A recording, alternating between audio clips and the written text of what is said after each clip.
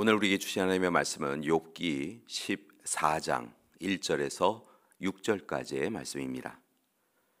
여인에게서 태어난 사람은 생애가 짧고 걱정이 가득하며 그는 꽃과 같이 자라나서 시들며 그림자같이 지나가며 머물지 아니하거늘 이와 같은 자를 주께서 눈여겨 보시나이까? 나를 주 앞으로 이끌어서 재판하시나이까?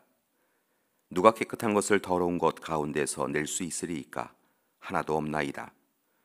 그의 날을 정하셨고 그의 달수도 주께 있으므로 그의 규례를 정하여 넘어가지 못하게 하셨사온즉 그에게서 눈을 돌이켜 그가 품꾼같이 그의 날을 마칠 때까지 그를 홀로 있게 하옵소서. 아멘. 인과응보, 즉 범죄하였기에 벌을 받는다라고 하는 사상에 익숙하였던 욥의 친구들은 욥이 고통당하고 있는 것은 분명히 욥이 무엇인가를 잘못하였기 때문이라고 계속하여 말합니다. 친구들은 선한 사람은 복을 받고 악한 사람을 벌을 받는다며 욥에게 어서 너의 잘못을 고백하고 용서를 받으라라고 그렇게 이야기합니다. 그러나 욥은 친구들의 의견에 동의할 수 없었습니다. 왜냐하면 자신은 범죄하거나 하나님께 잘못을 범한 적이 없었기 때문입니다. 그래서 욥은 친구들과 하나님께 자신이 당하고 있는 고난은 분명 잘못된 것이라고 항변합니다. 그리고 욥은 하나님을 만나 제대로 사실을 확인해야 한다고 말합니다.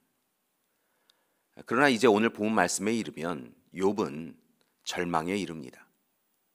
왜냐하면 자신의 항변에 대해 아무 말씀이 없으신 하나님 앞에서 아무것도 할 수 없는 무기력한 자신을 발견하였기 때문입니다. 그런 욥을 더욱 힘들게 한 것은 고난의 터널이 언제 끝날지 알 수 없다는 것입니다. 그래서 마침내 욥은 자신 인생의 덧없음과 어리석음에 대하여 한탄하고 있습니다. 참으로 그 모든 시간이 힘겨운 시간이었습니다. 그리고 이제 14장에 이르면 욥은 다시 하나님을 바라보고 겸손히 하나님 앞에 엎드립니다. 자신은 오직 하나님의 손 안에 놓여 있음을 먼저 고백합니다. 그리고 친구들이 이야기하는 것처럼 인과응보적 삶에 따라 모든 삶이 움직이는 것이 아니고 오히려 하나님의 전적인 인도하심에 따라 움직이는 것을 깨닫습니다. 그래서 욥은 새로운 희망을 품습니다. 그리고 앞선 항변과는 다른 간구와 청함을 하나님께 드립니다. 즉 이전에 욥은 고통이 부당한 일이라며 불평하였다면 이제 그는 오히려 자신의 모습을 들여다보고 자신의 어리석음을 바라보며 하나님의 용서와 도우심만을 소망합니다.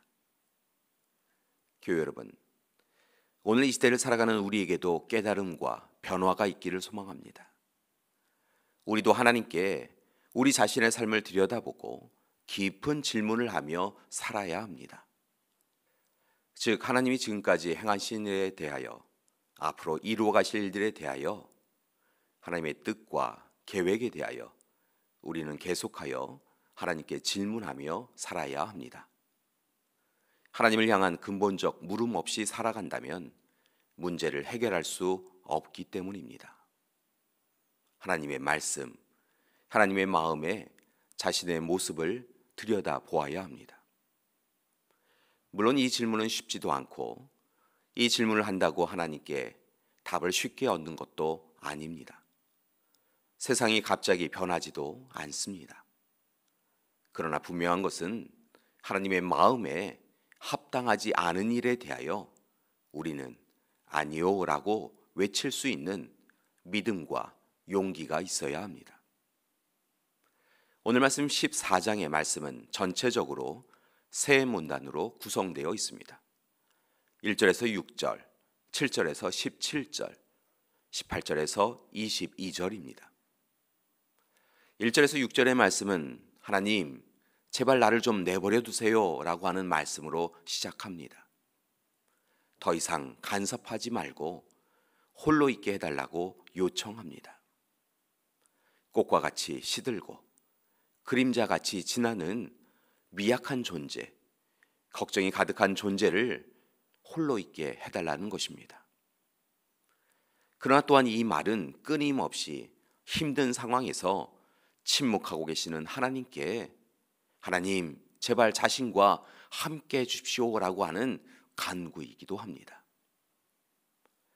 7절에서 17절의 말씀은 인생의 허물을 말합니다. 욥은 인생에서 허무감을 느낀 사람만이 하나님을 경험한다는 것을 깨닫습니다. 또한 온전히 아픔과 슬픔에 침잠해 본 사람만이 하나님의 은혜를 느끼고 하나님만을 주목할 수 있다라고 고백합니다. 그래서 욥은 인생의 허무 앞에서도 하나님을 찾습니다.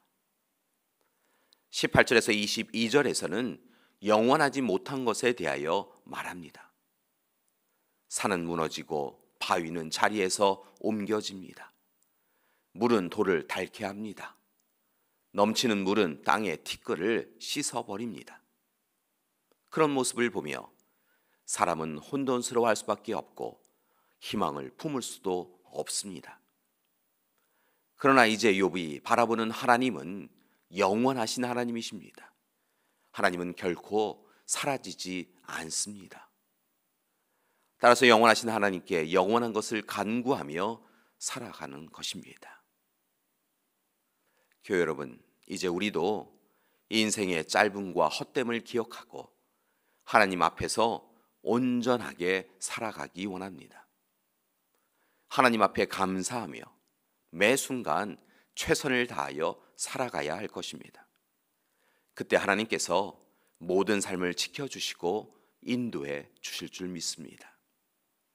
미약하고 허무한 삶, 괴로움과 절망이 있는 삶 가운데 희망을 주시고 복된 삶으로 인도해 주실 것입니다. 오늘도 아픈 현실을 보며 절망하는 것이 아니라 하나님을 바라보며 위로와 소망을 품으시기 바랍니다. 하나님 앞에 우리의 한계를 드러내며 하나님의 도우심을 청하여서 기쁨과 감사로 살아가시기 바랍니다.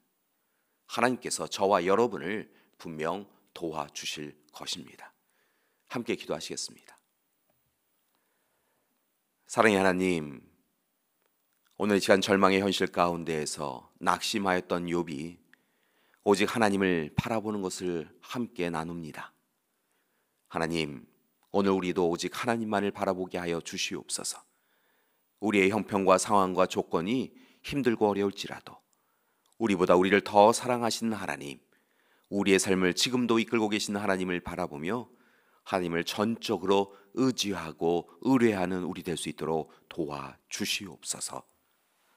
이제는 우리 주 예수 그리스도의 은혜와 하나님의 사랑하심과 성령님의 이끄시고 함께 하시는 귀한 역사가 오늘 이 시간 다시 하나님을 바라보고 하나님께 전적으로 의지하며 살아가기로 작정하는 우리 믿음의 가족들 위해 지금부터 영원토록 함께 하시기를 간절히 축원하옵나이다.